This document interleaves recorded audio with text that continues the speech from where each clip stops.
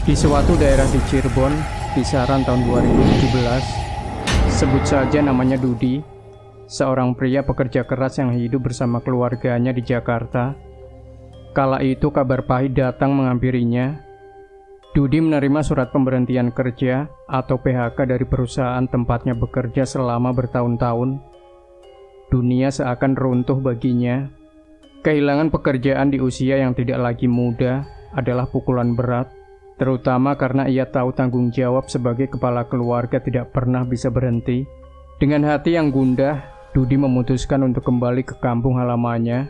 Di perjalanan, pikirannya penuh dengan berbagai kekhawatiran. Bagaimana ia akan mencukupi kebutuhan keluarganya? Berapa lama uang pesangon bisa bertahan? Setibanya di rumah, ia berbagi kabar ini dengan istrinya, Nia. Wanita itu meski juga terkejut, mencoba tetap tenang dan memberikan dukungan yang dibutuhkan suaminya. "Saya kena PHK," ujar Dudi dengan nada berat sambil menatap kosong ke arah lantai. "Pusing ini, harus bagaimana ya?" Nia yang sudah menduga hal ini akan terjadi sejak perusahaan tempat suaminya bekerja mulai terdengar goyah, hanya bisa menimpali dengan nada lembut. "Ya sudah, sabar saja dulu mas," katanya sambil mencoba menenangkan Dudi. Ia tahu betapa keras suaminya berusaha selama ini, dan ia tak ingin menambah beban pikiran pria itu. Namun, rasa cemas tetap menguasai pikiran Dudi. Apakah saya harus langsung cari kerja lagi di sini? Uang pesangon dari perusahaan kayaknya nggak akan bertahan lama. Kalau kita nggak punya pemasukan lain, uang pesangon dari perusahaan kayaknya nggak akan bertahan lama. Kalau kita nggak punya pemasukan lain, ujarnya dengan raut wajah penuh kekhawatiran. "Mas," Nia menjawab dengan nada bijak, "mungkin lebih baik kamu istirahat dulu. Gunakan waktu ini untuk mencari informasi atau peluang yang lebih baik. Siapa tahu teman-teman kamu ada yang bisa membantu. Tapi jangan terlalu memaksakan diri ya." Hari-hari berikutnya dihabiskan Dudi dengan merenung, mencoba mencari jalan keluar dari situasi sulit ini. Ia akhirnya memutuskan untuk menghubungi beberapa teman-temannya di kampung, berharap ada yang bisa memberikan arahan atau bahkan peluang pekerjaan. Salah satu yang ia datangi adalah Sunar, teman semasa sekolahnya dulu. Ketika Dudi tiba di rumah Sunar, pria itu terlihat terkejut. "Waduh, orang kota, tumben mampir," selorohnya sambil menyambut Dudi dengan tawa kecil. Tapi senyumnya perlahan memudar ketika Dudi menceritakan kondisinya. Lalu Dudi pun mulai berkata, "Saya sudah nggak kerja lagi, kena PHK. Kira-kira apa kamu ada info lowongan kerja di perusahaan kamu?" Sunar hanya bisa menggeleng sambil menghela nafas panjang. "Wah, maaf. Perusahaan tempat saya kerja malah lagi rame PHK juga. Lagi ada pengurangan besar-besaran." Meskipun tak bisa langsung membantu, Sunar mencoba memberikan saran. "Mungkin kamu bisa coba cari teman-teman yang lain. Barangkali ada yang tahu informasi yang sesuai kemampuanmu. Kamu kan lulusan STM. Pasti ada keahlian yang bisa dimanfaatkan. Misalnya buka bengkel. Dudi tersenyum kecut. "Bengkel? Di mana lagi ya? Saya nggak ada relasi untuk mulai hal kayak begitu. Kamu tahu sendiri, saya bukan tipe yang banyak pergaulan. Kalau kamu kan kenal sana-sini. Siapa tahu ada kenalanmu yang bisa bantu kasih rekomendasi kerja." Sunar tampak mengerutkan keningnya, berpikir keras mencari solusi untuk membantu Dudi yang sedang terjepit. Sesaat kemudian, wajahnya tampak berbinar, seperti menemukan ide yang mungkin bisa membantu. Coba kita hubungi Jaja," katanya sembari mengambil ponselnya yang tergeletak di meja. Ia mengetikkan nomor Jaja, teman lama mereka yang kini sudah jarang bertemu. Tak butuh waktu lama, teleponnya tersambung. Dan suara Jaja terdengar di ujung sana. "Wah, tumben telepon. Ada apa nih?" tanya Jaja dengan nada heran namun hangat seperti biasa. "Iya, begini," jawab Sunar, suaranya terdengar serius. "Ini, si Dudi sekarang lagi di Cirebon. Dia butuh bantuan kita." Lagi cari kerjaan karena kena PHK dari perusahaannya di Jakarta. Ada tidak kira-kira solusi buat dia? Jaja terdiam sejenak, terdengar seperti sedang menarik nafas panjang. Saya sendiri sekarang malah lagi ngojek. Nggak kerja lagi di perusahaan lama. Sunar terkejut. Loh, kamu bukannya dulu kerja di perusahaan besar itu? Kamu sekarang ngojek? Ya, bagaimana lagi? Jawab Jaja dengan nada pasrah. Saya juga kena PHK. Sekarang ya kerja seadanya. Ikutin peluang yang ada. Tapi kalau Dudi mau, dia bisa coba ngojek juga. Kita bisa bareng-bareng.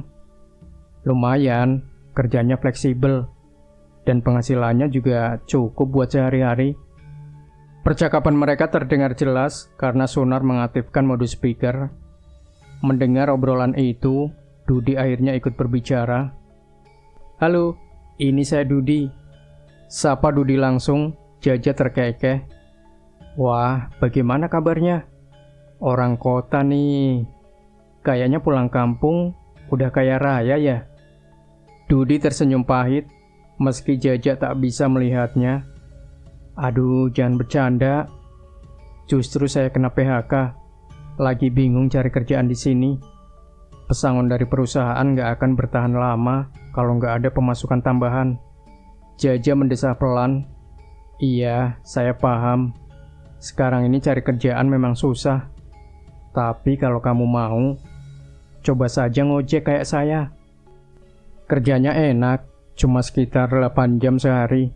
Itu juga kalau ada penumpang. Semua diatur sama aplikasi. Jadi kamu nggak perlu susah mengurus ini itu. Lumayan buat nutup kebutuhan sehari-hari. Dudi mengangguk kecil, meski tetap ada keraguan di wajahnya. Tapi saya nggak mengerti persyaratannya. Bagaimana caranya daftar?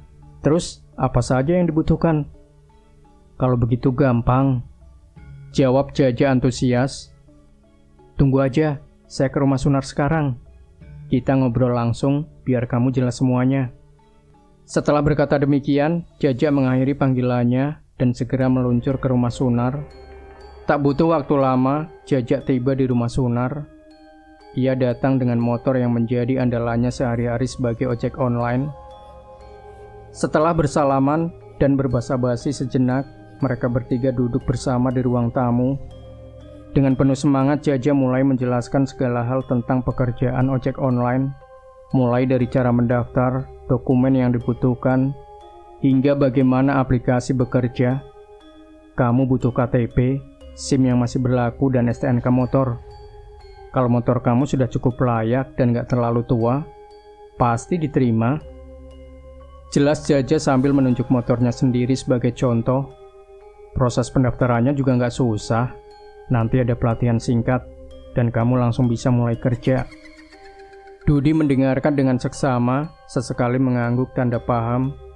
Sunar juga ikut menambahkan beberapa ide untuk membantu Dudi lebih cepat beradaptasi dengan pekerjaan baru ini. Setelah mendengar penjelasan mereka, akhirnya Dudi merasa lebih optimis. Kayaknya saya bisa coba ini, kata Dudi dengan nada yang lebih percaya diri. Daripada nggak ada pemasukan sama sekali, mending mulai dari sini. Semoga ini bisa jadi awal yang baik. Keesokan harinya, Dudi mulai menjalani langkah baru dalam hidupnya, ditemani oleh Jaja.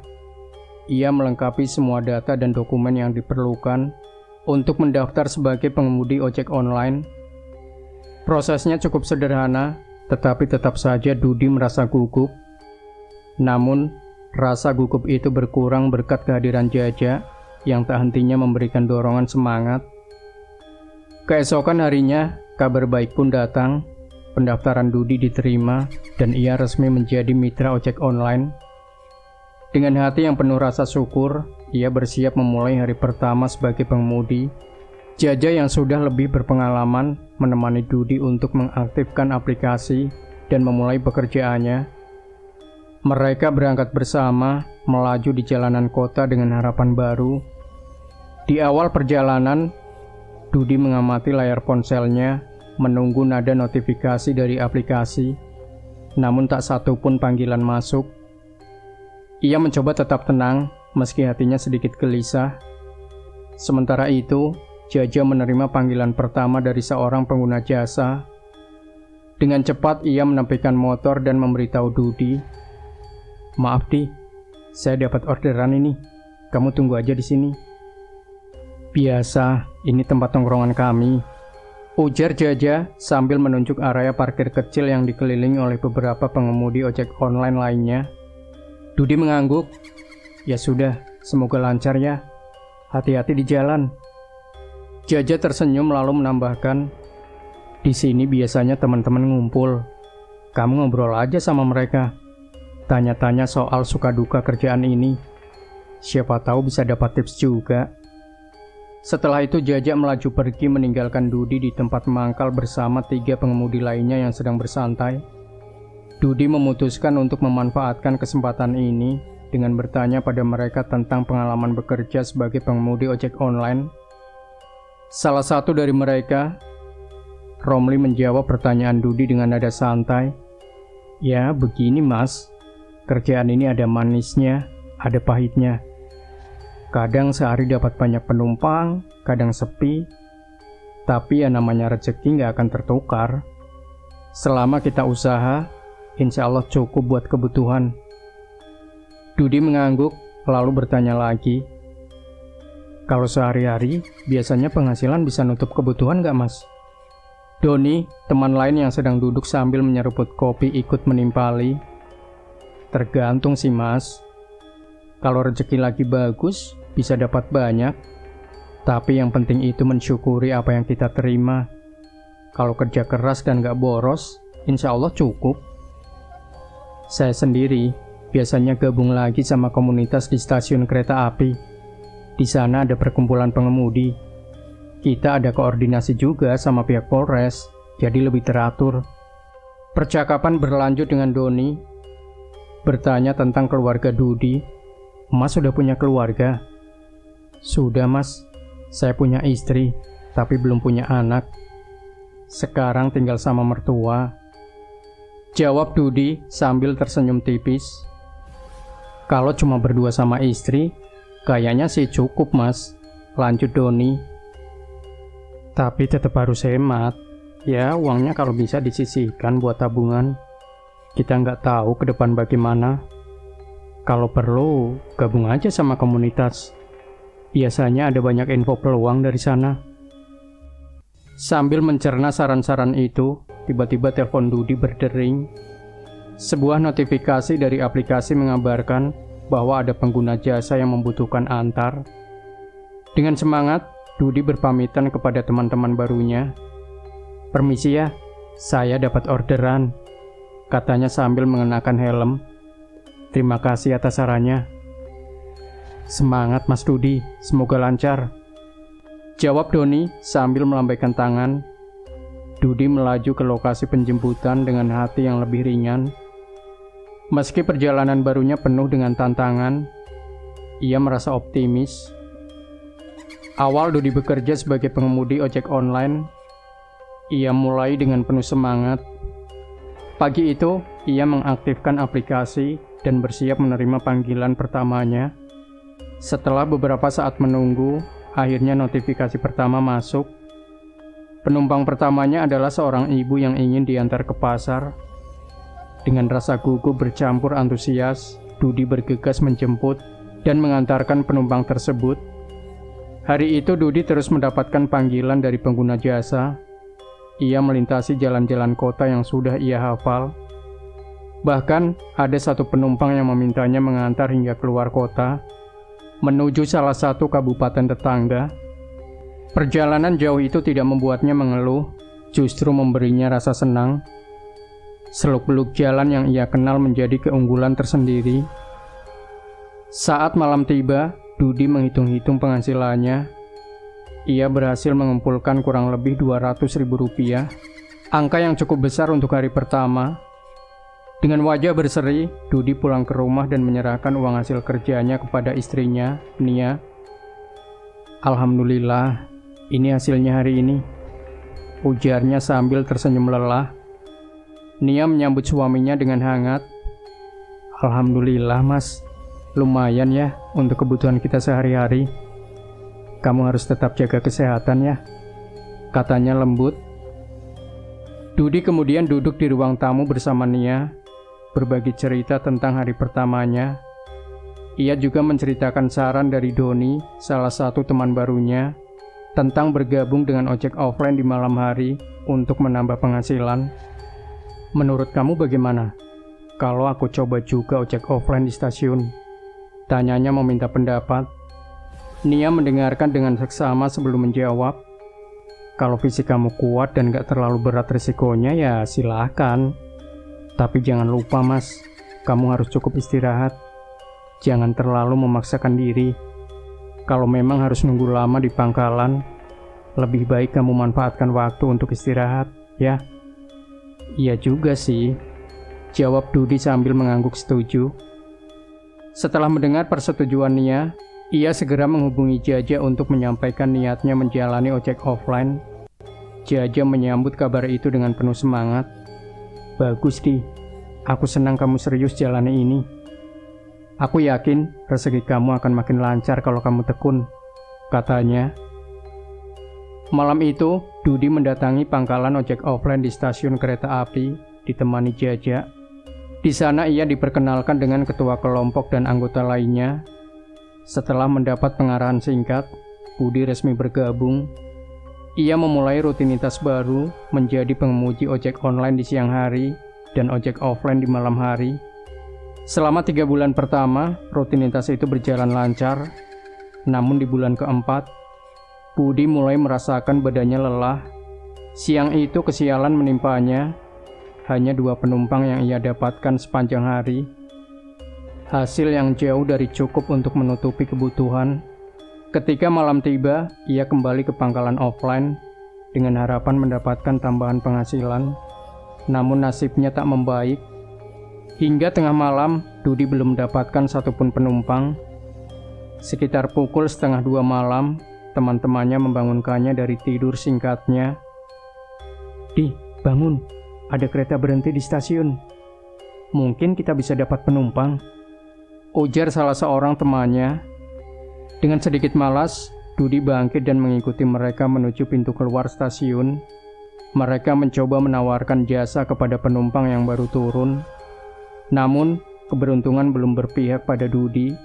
Penumpang yang ia tawarkan ternyata memiliki ojek langganan. Dudi merasa kesal. Dari pagi cuma dapat 2 penumpang, sekarang gak dapat apa-apa. Bagaimana mau nutup kebutuhan kalau begini terus? Gumamnya dalam hati. Sepanjang hari ini, ia hanya mendapatkan 2 penumpang. Malam pun seolah tak memberinya harapan tambahan. Ia merasa lelah, lapar dan kecewa. Namun, tiba-tiba matanya menangkap sosok perempuan yang berjalan sendirian di area pintu keluar stasiun. Perempuan itu berjalan pelan dengan kepala tertunduk, seolah sedang memikirkan sesuatu yang berat. Penampilannya sederhana, namun ada sesuatu yang menarik perhatian Dudi. Dengan cepat ia berpikir, ada penumpang nih. Mudah-mudahan mau naik ojek. Dudi segera mendekat dan menawarkan jasanya. Mbak, ojek mbak, sapanya ramah, berharap mendapat jawaban. Perempuan itu tidak berkata sepatah kata pun. Ia hanya menundukkan kepala dan sedikit mengangguk. Kemana mbak? Tanya Dudi lagi, mencoba memastikan. Perempuan itu tetap diam, hanya menunjukkan arah dengan tangannya. Meski bingung, Dudi tetap menganggap ini hal biasa. Ayo mbak, saya antar, ujar Dudi. Dan dia pun menuju motornya dan menyalakannya, lalu menghampiri perempuan itu yang kini duduk di dekat batas jalan di teras pintu keluar stasiun. Perempuan itu bangkit dan berjalan pelan menuju motornya tanpa berbicara. Ia langsung naik ke belakang. Dudi pun mulai menjalankan motornya keluar dari area stasiun. Mbak, saya antarkan ke arah mana? Tanyanya lagi. Perempuan itu kembali hanya menunjuk arah ke selatan. Dudi mengangguk dan melaju, memutuskan mengikuti petunjuk yang diberikan penumpangnya. Di tengah perjalanan, Dudi merasa lega. Lumayan nih, nggak nawar-nawar soal harga. Mudah-mudahan bayarannya besar, pikirnya dengan penuh harapan. Ia terus memacu motornya melewati jalan-jalan yang cukup ramai meski sudah malam. Ketika sampai di lampu merah, rasa kantuk mulai menyerangnya. Ia menguap beberapa kali, namun berusaha tetap fokus. Ia menengok ke spion, melihat penumpangnya yang hanya diam dengan kepala tertunduk. "Terus kemana? Masih jauh kah?" tanya Dudi sambil menoleh sebentar ke arah penumpang. Perempuan itu hanya mengangguk pelan tanpa mengucapkan apa-apa. Dudi melanjutkan perjalanan. Namun saat melintasi kawasan pemakaman Tionghoa di daerah Ciperna, bulu kuduknya mendadak berdiri. Hidungnya menangkap aroma melati yang sangat menyengat. Aroma itu tiba-tiba muncul, padahal sebelumnya ia sama sekali tidak merasakannya. "Aduh, Mbak pakai parfum ya? Kok dari tadi nggak tercium? Baru sekarang tercium wanginya," katanya sambil tertawa kecil, mencoba mencairkan suasana. Tapi penumpangnya tetap diam, hanya mengangguk tanpa memberikan respon lain. Rasa ganjil mulai merayapi pikiran Dudi, tapi ia berusaha mengabaikannya. Perjalanan berlanjut melewati pasar hingga ke arah bandara. Saat itu, Dudi merasa wilayah yang ia kenal ini tampak berbeda. Banyak rumah baru yang terlihat megah, bahkan ada beberapa bangunan yang sebelumnya tidak ada. "Kok di sini ramai banget ya? Bangunannya berubah banyak, pesat banget perkembangan kota Cirebon," pikir Dudi setengah heran, namun juga tak terlalu memikirkan lebih jauh. Saat mendekati perbatasan kota dan Kabupaten Cirebon, perempuan itu tiba-tiba menepuk pundak Dudi, memberi isyarat untuk berbelok ke kiri. Dudi menengok ke arah yang ditunjuknya. "Oh, ke sana, Mbak?" tanyanya. Tetapi lagi-lagi hanya mendapat anggukan sebagai jawaban. Dudi melajukan motornya memasuki sebuah area yang terlihat seperti komplek perumahan elit. Gerbangnya besar dengan penjagaan ketat oleh satpam. Ketika sampai di depan portal, satpam itu menghentikan Dudi. "Mau kemana, Mas?" tanya sang satpam dengan nada tegas. Dudi menunjuk penumpangnya yang masih duduk di belakang. "Mau antar penumpang, Pak," jawabnya. Satpam itu memandangi penumpang Budi sejenak, lalu tanpa banyak bicara membukakan portal. "Silakan, Mas," katanya sambil memberikan isyarat untuk masuk. Dudi terus melaju melewati jalan-jalan kompleks perumahan elit itu. Di kanan kirinya, rumah-rumah megah berdiri kokoh dengan taman-taman yang terawat dan lampu-lampu yang memberikan kesan mewah. Namun, suasana terasa aneh. Meski rumah-rumah tersebut indah, lingkungan di sekitarnya terlihat sepi, terlalu sunyi untuk ukuran kompleks sebesar itu. Dudi merasa bulu kuduknya kembali berdiri, tetapi ia mencoba mengabaikannya. "Ke arah mana lagi, Mbak?" tanyanya lagi. Berharap si penumpang memberikan arahan yang lebih jelas. Seperti sebelumnya, perempuan itu hanya memberikan isyarat tangan, menyuruhnya terus melaju. Dudi melanjutkan perjalanan hingga di sebuah belokan jalan yang buntu. Di sana, perempuan itu menepuk pundaknya, memberi tanda untuk berhenti. "Oh, berhenti di sini, Mbak?" tanya Dudi sambil menghentikan motor. Ia memandangi rumah yang ditunjuk perempuan itu. Rumahnya sangat besar, dengan gerbang tinggi yang terbuka lebar. Halamannya luas, diterangi lampu-lampu redup yang memberikan nuansa suram. Teras rumah itu tampak terang, tetapi tak ada suara apapun. Seperti tempat itu ditinggalkan. Meski terasa ganjil, Dudi mencoba tetap tenang. Perempuan itu turun dari motor dan mengisyaratkan agar Dudi membantunya membawa koper yang ia bawa. Tanpa banyak berpikir, Dudi mengangkat koper tersebut dan mengikutinya memasuki halaman rumah. Ia meletakkan koper di dekat pintu masuk, menunggu perempuan itu untuk membayar ongkos. Si perempuan mengeluarkan selembar uang 100 ribuan dari tasnya dan memberikannya kepada Dudi. Wajahnya tetap tanpa ekspresi, dan ia tak berkata apa-apa. Dudi merasa senang menerima uang itu. "Mbak, saya nggak ada kembalian," katanya dengan nada sopan. Namun perempuan itu tidak merespon. ia hanya berjalan masuk ke dalam rumah meninggalkan Dudi di luar. Ya, biarlah. Gumam Dudi merasa rezekinya sedang bagus meski suasananya aneh. Ia bersiap kembali ke motor untuk pergi. Namun, saat akan melangkah keluar, matanya menangkap sesuatu yang aneh di kejauhan. Ia melihat seseorang melambaikan tangan dari dalam rumah, seolah memanggilnya. Rasa penasaran mengalahkan logikanya, dan ia memutuskan untuk mendekat. Gumam Dudi pelan sambil berjalan memasuki rumah. Bau melati kembali menyengat hidungnya. Kali ini lebih kuat dari sebelumnya. Ia melangkah perlahan memasuki ruangan yang gelap gulita. Tak ada suara apapun, hanya kesunyian yang terasa mencekam. Ini kemana orangnya? Tanya Budi pada dirinya sendiri, hatinya mulai tidak tenang. Saat ia mencoba berbalik untuk keluar, tiba-tiba dari kegelapan muncul sesosok makhluk tinggi besar yang menghadang jalannya. Dudi terperanjat, tubuhnya gemetar hebat. Makhluk itu berbulu hitam legam, dengan sorot mata merah menyala yang menatap tajam ke arahnya. Dudi terdiam, terhipnotis oleh pandangan makhluk tersebut. Makhluk itu tidak berkata apa-apa, hanya menunjuk ke arah Dudi sambil tertawa terbahak-bahak. Suara tawanya menggema di seluruh ruangan. Dudi merasa jantungnya berdegup kencang, kakinya melemas. Ketakutan mulai menyelimuti dirinya. Ia berusaha mundur perlahan, mencoba mencari jalan keluar, tetapi makhluk itu semakin mendekat. Dengan panik, Budi berbalik dan berlari keluar dari ruangan itu. Namun, belum jauh ia melangkah, sosok lain muncul di hadapannya. Kali ini sesosok pocong berdiri tegak menghadang jalannya. Tubuh pocong itu dibalut kain kafan yang lusuh, dan wajahnya pucat menatap lurus ke arah Dudi. Ketakutan Dudi semakin memuncak. Ia berbalik lagi, mencoba mencari jalan keluar lain.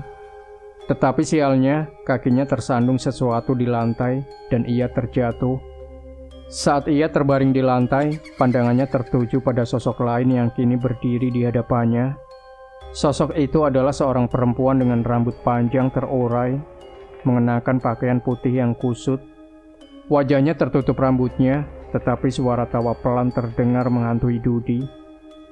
Perempuan itu perlahan-lahan menyibakkan rambutnya, memperlihatkan wajah yang menyeramkan. Setengah dari wajahnya tampak rusak parah, dengan mata yang menonjol keluar dari rongganya. Mata satunya merah menyala menatap Dudi dengan tajam. Bau busuk menyeruak membuat Dudi merasa mual. Dudi pun berlari sekuat tenaga, tubuhnya gemetar, nafasnya tersengal-sengal. Ketakutan begitu menyelimuti dirinya, hingga ia tak mampu berpikir jernih. Dalam kegelapan malam, ia terus menjerit-jerit minta tolong. Namun tak ada satupun suara balasan atau tanda kehadiran manusia lain. Rasanya seperti berada di tempat yang terisolasi, tanpa jalan keluar. Berulang kali Dudi tersandung dan terjatuh, tetapi ia terus memaksakan diri untuk bangkit. "Tolong, tolong saya!" teriaknya, suaranya serak karena panik. Namun yang terdengar hanyalah gema suaranya sendiri. Ia merasa seperti berputar-putar di tempat yang sama. Keringat dingin membasahi tubuhnya. Pikirannya mulai dipenuhi keputusasaan. Dalam situasi itu, Dudi mencoba mencari perlindungan pada keyakinannya. Dengan gemetar ia mulai melafalkan doa-doa yang ia ingat.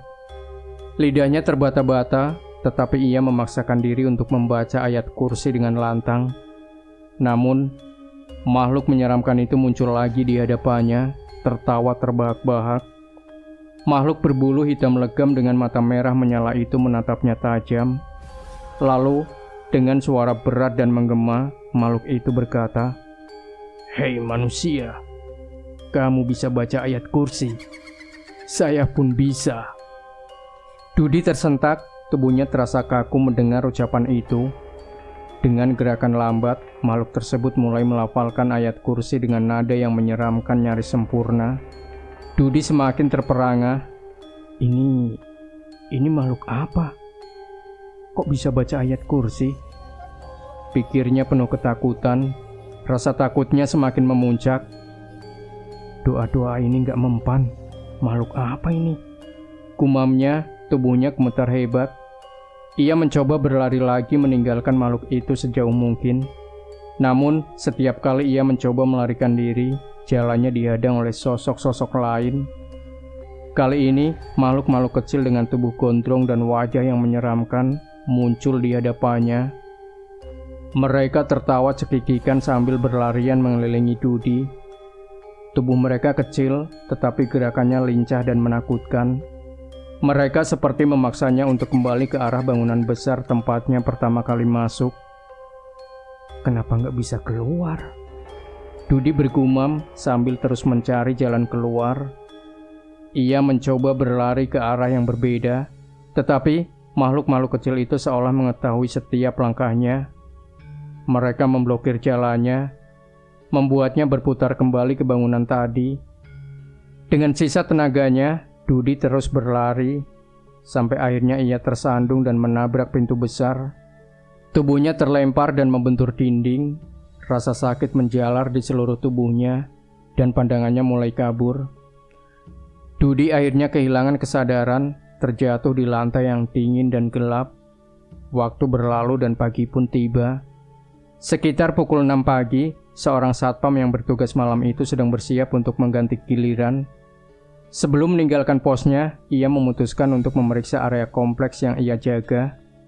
Ia berjalan santai mengamati sekitar, namun pandangannya tertuju pada sesuatu yang janggal.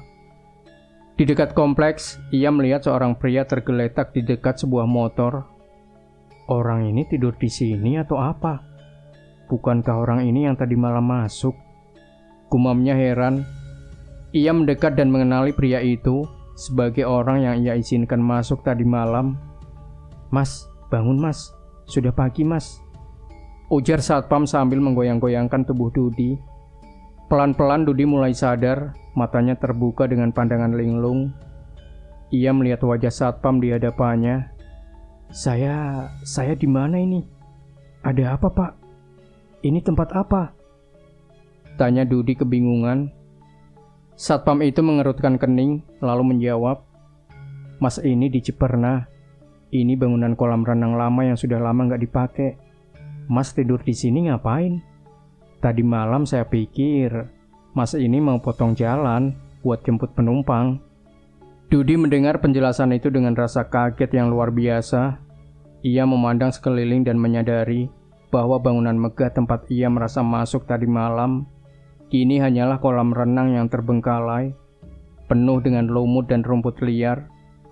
Dengan suara gemetar, Dudi mulai menceritakan semua pengalaman menyeramkan yang ia alami sepanjang malam kepada satpam itu, dan sosok perempuan misterius, makhluk berbulu hingga makhluk kecil yang menghalanginya.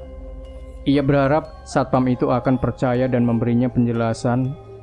Namun bukannya serius, satpam itu justru tertawa kecil mendengar cerita Dudi. Satpam itu memandang Dudi dengan raut serius dan memberikan nasihat yang mendalam. "Mas, kamu harus sadar diri. Semalam berarti kamu membawa penumpang yang bukan manusia. Kamu masuk ke dalam dimensi lain, sesuatu yang di luar nalar kita. Itulah sebabnya kamu seperti mengikuti perintahnya tanpa sadar. Pengalaman ini menjadi pelajaran besar buat kamu," katanya sambil menepuk bahu Dudi. Dudi mendengarkan dengan wajah kebingungan, tetapi ia mencoba mencerna apa yang baru saja disampaikan satpam itu. Satpam itu melanjutkan, "Mas, saya paham. Namanya usaha mencari rezeki itu wajib, apalagi untuk menafkahi keluarga. Tapi ya jangan sampai memaksakan diri. Kalau memang sudah bukan rezeki kita, ya relakan saja. Allah itu maha adil.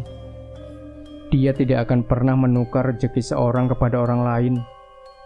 Kalau memang itu jatah rezeki Mas, insya Allah akan sampai kepada Mas dengan cara yang baik.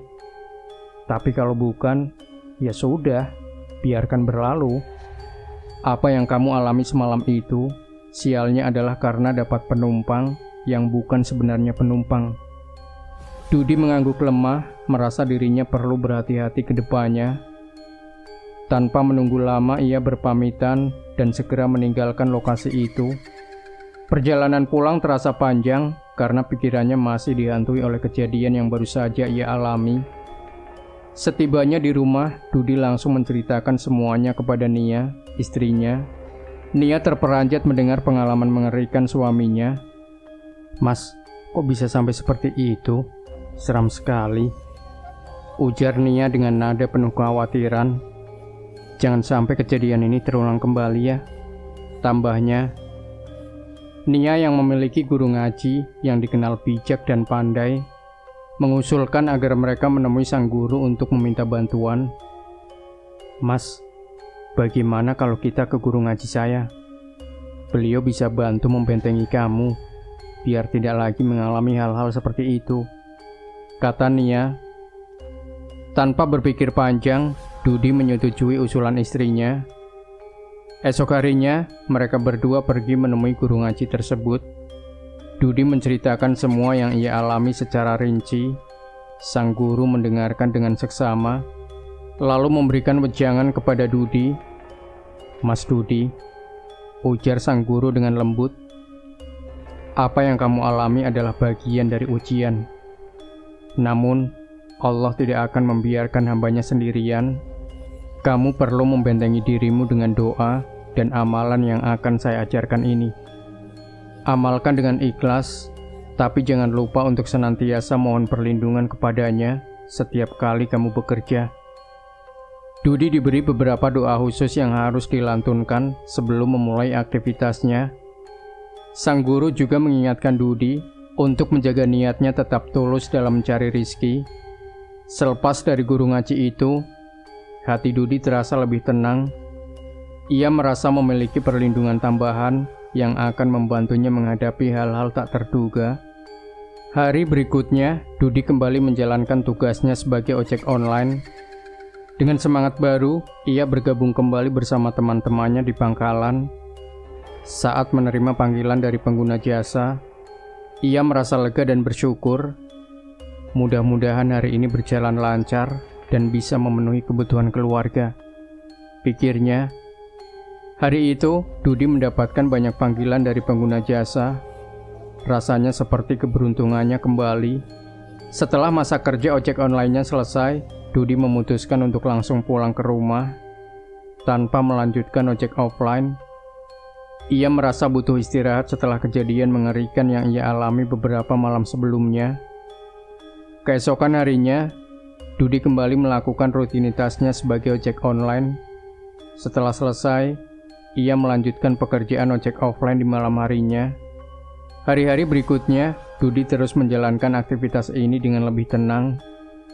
Doa dan wejangan dari guru ngaji istrinya memberikan rasa aman, sehingga ia tidak lagi mengalami gangguan dari makhluk gaib. Gangguan yang dialami Dudi sekarang hanyalah hal-hal kecil yang biasa terjadi dalam pekerjaan sehari-hari, seperti ban bocor, kehabisan bensin, atau sesekali sepinya penumpang. Namun, ia mampu menghadapi semua itu dengan kepala dingin. Pengalaman mengerikan itu menjadi pengingat baginya untuk selalu berhati-hati dan tidak memaksakan diri.